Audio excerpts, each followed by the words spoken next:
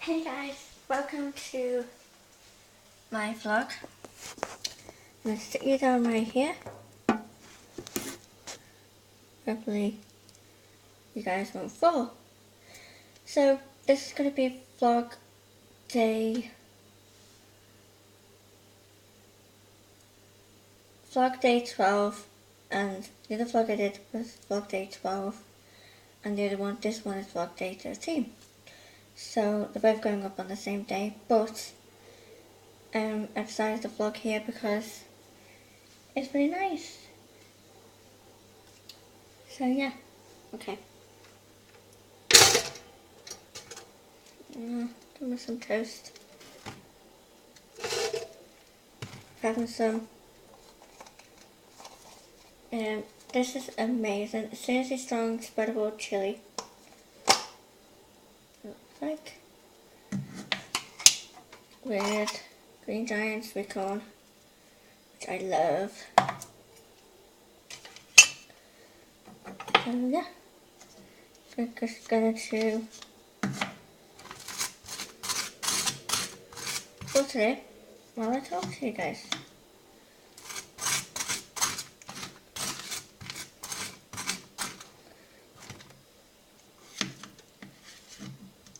So yeah, this Big Buddy Beauty, Miss Butter Beauty Taylor did a vlog about tantrums.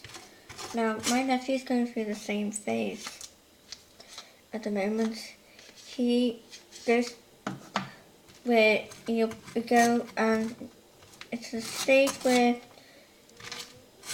when he was in nursery the other time, tantrum, he'd go on a naughty step, and she'd tell him to go on a naughty step, but she would, if he was playing up and he threw himself on the floor and he'd hit her and he wouldn't stop, she'd actually take him out, put him on a step, and she'd actually stay with him, but wouldn't even look at him, and he'd be screaming at her.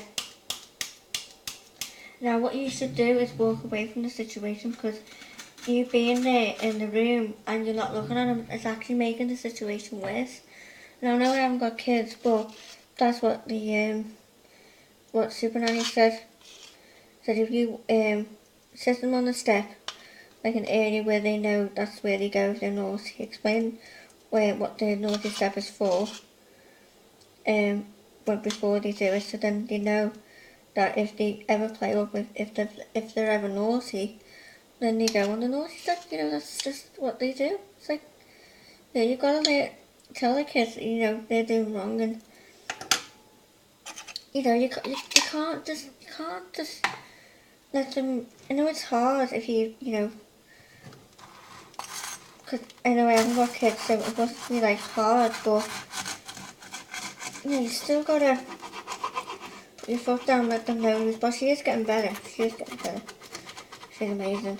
They're going to put himself on the naughty step, because I'm going on the naughty step, but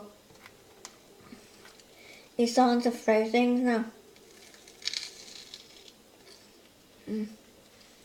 They're getting attention, but she's gonna try and stop. You know, doing.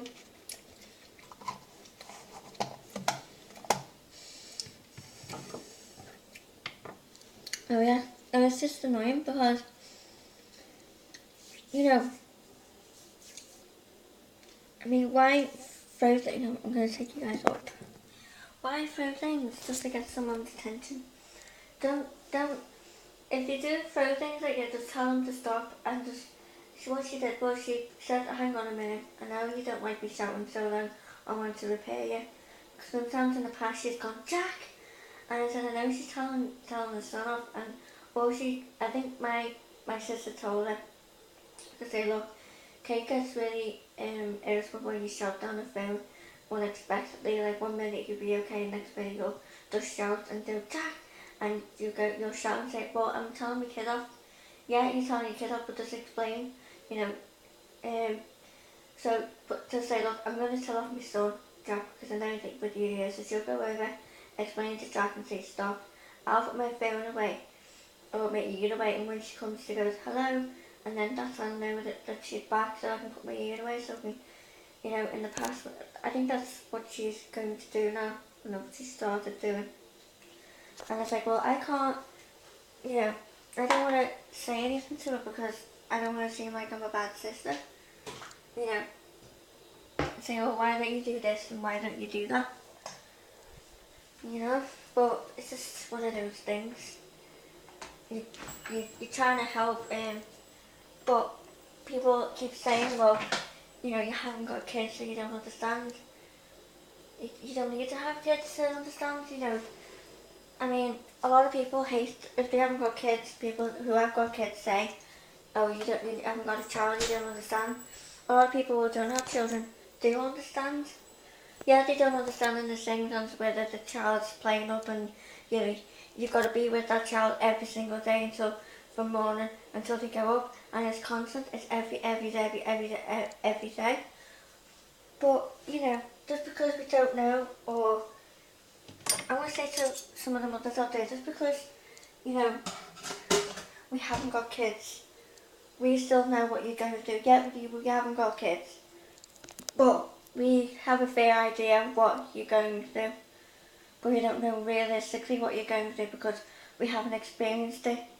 So when someone who's not a mother and is giving advice, why don't you just try it?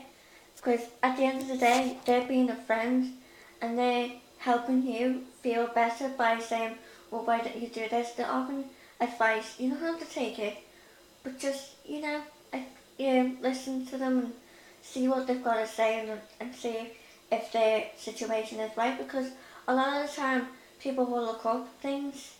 Like, I'll get things from my nephew, and if my nephew plays up and he tells me off, I will tell him off regardless.